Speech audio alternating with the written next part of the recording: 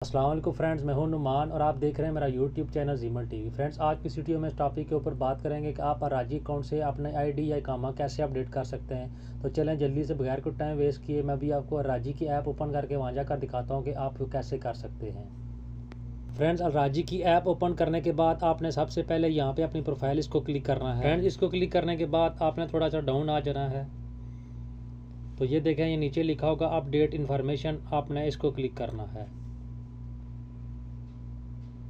इसको क्लिक करने के बाद ये तीसरे नंबर के ऊपर देखें लिखा हुआ है अपडेट आईडी। तो फ्रेंड्स, ये मेरी ऑलरेडी अपडेट हो चुकी है।